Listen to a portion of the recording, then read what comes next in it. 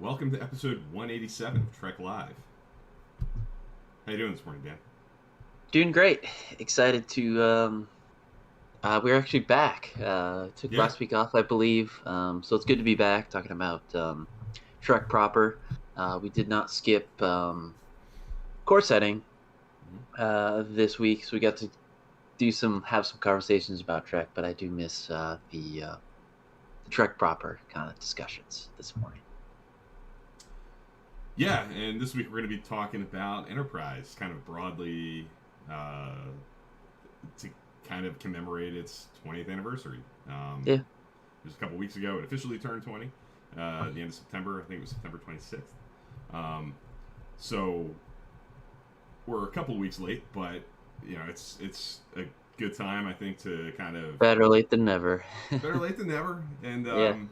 the Enterprise conversations, I think, will carry on through the rest of this year, and I think it's a good time to kind of stop and assess how we feel about that show. Think about maybe how our opinions have changed over the years, and what we love about it is what I'd really like to focus on today. There are things I'm sure that people could constructively criticize or knock, and those conversations are interesting and valid in their own right, but what I'm hoping to do today is to kind of focus on what we love about the show, what we like about the show, our favorite things about the show, to kind of show it some love on its, within a few weeks, 20th anniversary. Yeah, I'm excited to talk about Enterprise too. I feel like it's been a while since we've had an Enterprise-based topic, so it's nice to be able to jump back into something other than. I feel like we've done a lot of '90s era, Berman era Trek stuff lately, so it's nice to jump into some. Well, I mean, technically, kind of is that is the tail end of it, but yeah. Yeah, we've definitely done a lot of Deep Space Nine lately because we're both kind of in that headspace right now with where we are with our rewatches, which we're going to talk about in just a second. But you're right. I think we did just do an Enterprise fantasy draft, so we did kind of. That's true. We are kind of ramping up a little bit with some Enterprise stuff, and I think there will be more to come in the next. Like I said, by the end of this year, I think we'll have a couple of Enterprise-centric topics to kind of, show it some love for this 20th anniversary. But speaking of our rewatches, where do you stand on yours? Have you made any progress? Are you? I've been bad. I think I've only watched one episode since we talked, which is kind of embarrassing. But a lot of busy. Just been busy with other stuff and sports. So I think I've only just started the that last run of parts in Deep Space Nine, so I'm definitely on the tail end of it. Like I said last time, still on it, still kind of milking it.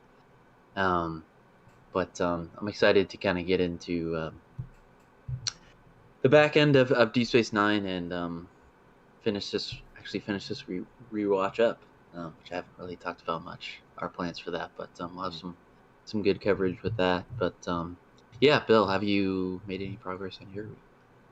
A little bit, not a lot. I watched two of each, Deep Space Nine and Voyager. I watched Prophet and Lace and Time's Orphan from Deep Space Nine. Not the greatest. And from Voyager, I've wrapped up season 4 with One in Hope and Fear. So a little bit better of a pairing than Voyager wins that round. Yeah. Really like One. I think I like the way both of these episodes kind of take stock of where Seven of Nine is mentally at the end of her first season, at the end of her sort of first year on Voyager.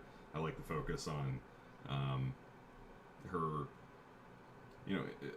really exploring her mental state, where she stands with the crew and where she wants to go. One really explores her sudden change, or at least sudden and gradual in different respects, from having the Borg collective in her head all the time, and not being an individual, to being an individual and now being put in this extreme situation where she's largely alone, and having to confront her fears and anxieties adaptations to being able to function that way, and then Hope and Fear really confronts her fears about the potential for where this journey is going to take her. They get this, they meet Arcturus, they get this ship that they think might be able to get them home very rapidly, and it forces Seven to sort of reflect on, is that what she wants to do? Does she want to go all the way back? Now that she's changed, Yeah. what does this life mean now? Like, does she want to be a human living on Earth in the Alpha Quadrant, or does she want something else? And there's a lot of discussion on how she's bumped heads with Janeway over the last year, and that's certainly been a major focus of the fourth season. So I like the way that the fourth season of Voyager ends. I think they do a really nice job of capitalizing on some of the arcs that have been most prominent through the season. Yeah, and building that character, the new entry, Seven. Prophet and Lace is an abomination, and maybe one of the 2 or 3 worst episodes ever, I think. Not a whole lot of positive to say.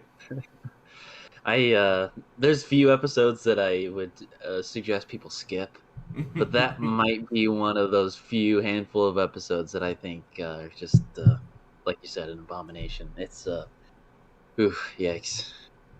Yeah, we've talked a little bit about over the years. I think the way that the Ferengi are portrayed and the sort of struggle with it's tough. I mean, I love Quark. Quark is a truly great Star Trek character, but because of the way the Ferengi were designed and presented in those early days, you get stuff like Prophet and Lace opening with him blatantly sexually harassing an employee, like no doubt about it, like completely something that would be completely not kosher to do today.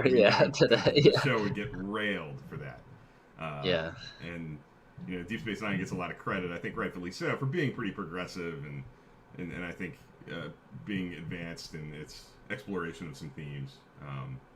But man, some of the Ferengi stuff has not held up over the years. I think it's tough, and that's an extreme example. I think Prophet and Lace is as extreme as any with that. And Time's Orphan's okay. I think it's an okay O'Brien episode. I think it's kind of draggy, kind of dull, kind of rote, and plays out exactly the way you would expect a story like that to play out. A lost child, being brought back to society, yada yada yada. Yeah. It's okay. So glad to be done season 4 of Voyager. Just about done season 6 of Deep Space Nine. So kind of entering into a new season here in the next couple of days. By next weekend for sure. Into some new stuff. So looking forward to that. Cool.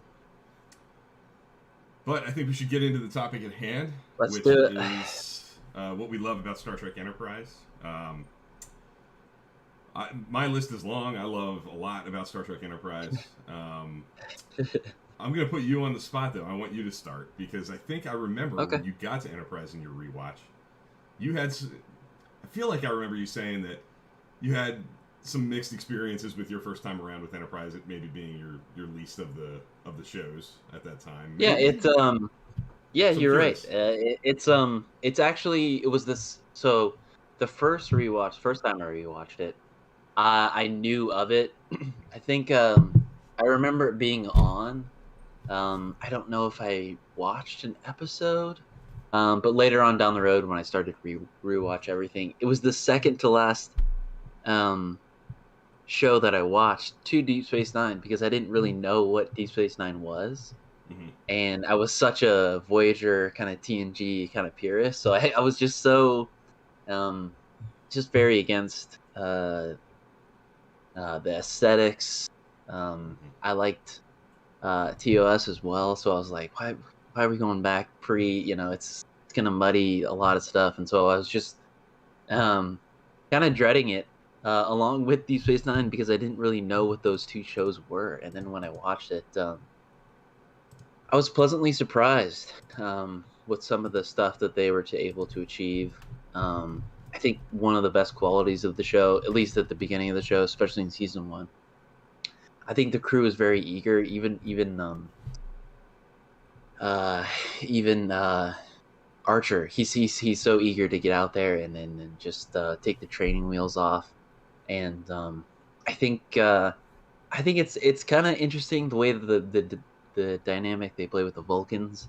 I think they're definitely, and they go back in time, kind of explore this a little bit. They're okay with them taking their time, getting the warp program up and running. But at a certain point, it's like, let's just go and do it. And I just love that about the ambitiousness, if that's a word, of the Yeah. crew and of Archer. So, um, yeah, and it also does some. Sorry to keep rambling on a little No. bit. It's it's got everything to its core that Star Trek really is known for. It's got some very interesting new science fiction concepts, which I talk about a lot, but I think that's a pillar of Star Trek, and I think that's cool even with the where the franchise is at this point. Like it's definitely very evident that it's very tired, and I think some of the production staff as well. There's some lots of turnover because of that, but yeah, and then it also does some great serialization, which Deep Space Nine did, which wasn't received well because a bunch of different factors go into that. But yeah, overall, I would say my opinion on Enterprise is I think maybe like becoming the majority, right? We came in kind of not okay with it, but over time it's really grown on I think a lot of people, and including me, which it's become one of those shows that I really enjoy and really love and really look forward to going back to rewatching soon. So Yeah, I think I would echo a lot of that. I was excited at the beginning before the show came out. I watched it in real time. Uh, I remember a lot of um, resistance, though, to a lot of the same ideas that you were kind of talking about there with the show conceptually. There was a lot of resistance to the prequel idea. There was a lot of yeah, resistance to um, that on a lot of levels. I think opening the door to a prequel before the original series is sort of a spider web of complex problems with hmm how do you make it more yeah, primitive than the original series, which is a show from the 1960s. So that creates this, with higher production value. Yeah, exactly. Yeah, it was yeah, a challenge, and there was a lot yeah, of built-in resistance to the show right from the get-go. I was interested though in kind of going back to the roots, having it truly be like maybe not for the audience but for the crew, watching the crew truly explore strange new worlds, like everything would be new again, seeing everything be reacted to for the first time and learned about for the first time. I was excited about that idea. I was definitely excited about the possibility of looking at the foundation of the Federation being built. That was kind of a promise hmm made early in the show, and I think we got. Um, taste. so we got tastes of it. I think they Yeah, started to yeah, do more with it later on in the back half of the show. But there were things in the ether right from the beginning that I was pretty into, and I was pretty happy with it right off the bat for those reasons, because I think the early episodes in that first season capitalize on a lot of those ideas. I think they do a lot of the things you were talking about, kind of a whole new angle in the Vulcans and building on what happened after First Contact, yeah, the movie and the event, what that relationship between humanity and the Vulcans would look like, what those first steps into space would look like, and I liked the way that it played.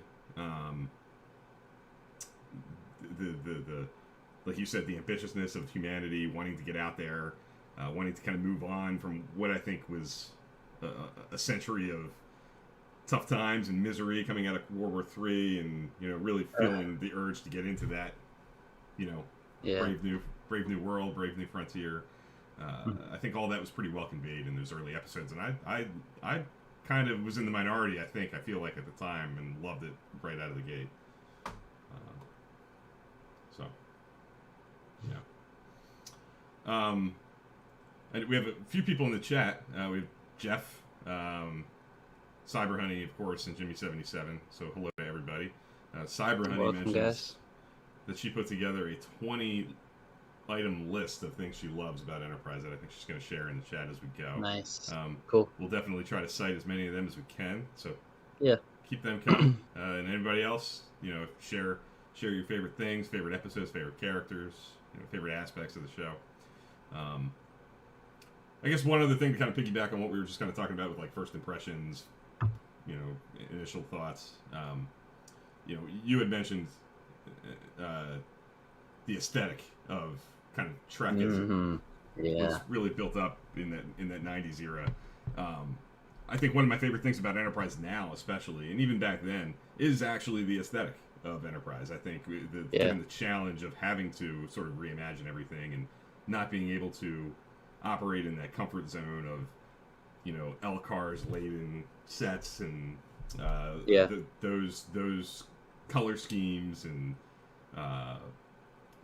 production design ideas was a big challenge, and like I said, trying to come up with a way for it to be credibly pre-TOS, but 2001 at the same time.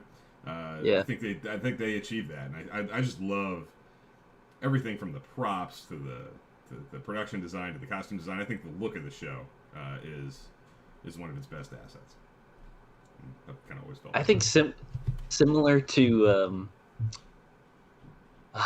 TNG, maybe season 1. It's such a departure from what we've seen before. I think they do a good job of mixing what potentially real life Star Trek would look like, and then also sprinkling in some great Star Trek stuff. I like the look of the show as well. I think it definitely took some time to get especially uniforms, and then just all like the bridge and how all the production elements look. But now I just really love the mechanical, really it just feels older, at least for me. I always like in Voyager they kind of talk about it too with building the Delta Flyer. They've got mechanical switches and actual buttons and things, and like you said, instead of the Alcards, like the screens, I feel like they kind of have that too with this Enterprise, which from the very beginning, the overall look of the ship I always liked. I always liked that we didn't have an engineering section. I think that's kind of cool to have that progression into something, but I think it just looks fast and kind of sleek and cool, and I don't know. I always liked the ship from the very beginning. Me too. So, yeah, I did too. I was pretty on board with the NX-01. I thought there were enough sort of retro touches that called back to something that would remind me or make me think of like pre-Constitution class with the nacelles, and I think there are enough like little touches in the design to be credibly pre-Constitution class, pre-TOS era. And so I never had really much negativity on that front. I love the lack of a secondary hull. I thought that was a bold move and a natural choice to kind of go simpler and sleeker and more prototypical, and have it become a natural progression from there, that these ships get bigger and more robust, and there's more going on with them, and the technology is more so the need for a secondary hull would emerge eventually.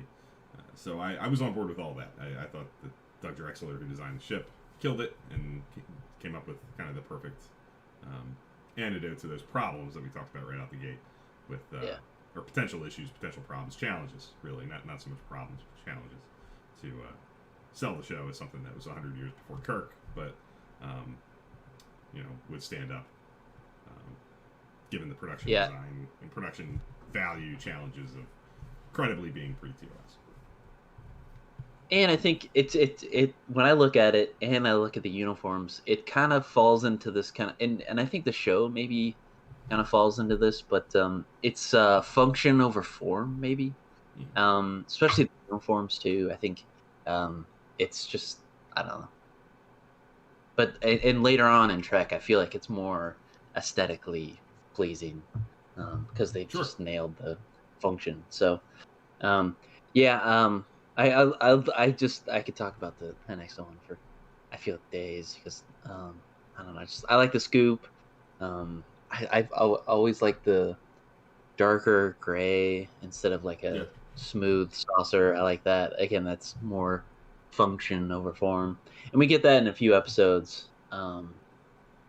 We get to explore the ship a little bit, but yeah, in Minefield, I think they can um, take the whole apart, one piece by one piece, Bulkhead and on I the just front. think I think that's really cool and really of the time in that Star Trek era. I think it's just it fits it really well. So Yeah. yeah, Agreed. What do you think of the? Were you a fan of the uniforms? That because they're such a departure from everything we've seen before. I mean, were yeah, you yeah. on I board? was. Mm-hmm. I think it's more uniform, and I think Mm-hmm. that it symbolizes uh, unification with the crew, but also with the Vulcans as well. And I think uh, I don't know. It's the division in positions and engineers and things. I think gets a little bit muddied, and I think that's to in that time Starfleet. That's you were a crew member, and maybe you had like you were specialized in one area, but I feel like especially Archer at the beginning too. Like he does a lot of things. So I think that's great with just making um, the division's a little bit less noticeable, and it's a great departure from what we've known because before it's like that's the primary color Right. of the uniform, and it kind of switches, which I love, and it makes it kind of a secondary thing. And whereas the blue jumpsuit is kind of more the um, primary or primary color, yeah, blue jumpsuit. So yeah, I like the uniforms. Again, I think they're function over form. Function over um, form. Yeah. but yeah, I've always loved them um, since I first watched it. So Yeah, I always yeah, appreciated the sort of connection to. They look recognizably almost NASA in some ways, which was hmm a definite the way yeah, that the creative team behind the show talked about it right from the beginning was that they wanted it to be kind of more boots on the ground, closer to us than to Picard. So certain things are going hmm to be more recognizable to our real world lives than to what we've been watching on the TV for the 15 years at the time from that era, the 21st century era. At least. Um, so the things like the pockets everywhere, very functional. You can imagine that coming really in handy for like the engineering crews to have places to put oh things yeah, and to carry things around when they're working in Jeffries tubes and more you know uh, deep belly parts of the ship. Um, and that's a radical departure, but it's functional and it makes sense, and especially given the prequel nature of it, and it's more simple and yeah, it's more. You had kind of mentioned something, and I know we've talked about it before. Like the engineering work on the NX-01 is more like greasy and hands-on yeah, stuff and yeah. tactile, and it's not just tapping hmm buttons on a console. So It's not a software that's update. It's you no, got to yeah, go in and repair it, and I just hands-on. picture yeah, um, yeah. No, but the uniforms are very funny because all those pockets, and they still leave a communicator behind. That's Yeah, just I know. funny. Mm-hmm. No, but I just I like them because I can imagine they're not really. I don't get officery vibes. I just get like crewmen, and Yeah. so which I think fits the kind of tone of the show. And I can imagine like on the TOS Enterprise, I could see someone in that type of uh, jumpsuit. So it's I don't know. I think it works. Yeah, that's actually a good point. That you see those kinds of jumpsuity costumes in the original series, so Mhm. there's some even connective tissue there. With Yeah, there's still opportunities to wear things like this, doing certain jobs on the even in the Constitution future. class. Yeah. Yeah. Yeah, I think all that stuff's really well conceived and well done. Yeah, I think kind of going along with this kind of stuff, some of the sets, like more production-y kind of categories. Um, I when I think of Enterprise, I've always loved Archer's ready room because of how Mm-hmm. small it is, how cramped it is, how like it almost feels like an afterthought. Like Archer wanted it squeezed in at the very end of the design process, and it's like this little Yeah. corridor thing that was kind of left open, and he took it over and made it his office. Uh, the way you have to duck around every corner because there's beams coming down from the ceiling. Like it really that feels Submarine a little appropriately bit. cool. Yeah. Submarine, all those Yeah. design choices that they made right from the beginning, paying off in sets like that. I love his ready room, and there are some really great scenes throughout the show with Archer and Trip or Archer and T'Pol that come to mind right away when I think of Enterprise. Yeah, and it's a connective tissue because then we get a bunch of ready rooms, uh, kind of down the road. So, um, yeah, I always love that. I always got there's just some sets and stuff that I get submarine vibes, and it feels kind of right at home with that kind of, I don't know, vibes of the show. So Right. yeah. Yeah. Um, some of the stuff that's getting mentioned in the chat. I see Cyber Honey mentions the Temporal Cold War. There's another production here at category thing here with T'Pol's wardrobe change from season 3 on. I would agree with that. I think T'Pol's Yeah. aesthetic from the third season on is a real positive change. Yeah. Temporal Cold War is an interesting one, maybe to talk about. Because that's so right at the beginning of the show. It's a big part of Broken Bow. It kind of does thread Yeah. through all 4 seasons to some extent. Um, is that something that you were in favor of? Less so? Um, I was maybe middle of the road. It's just Yeah, and one of the things in Enterprise,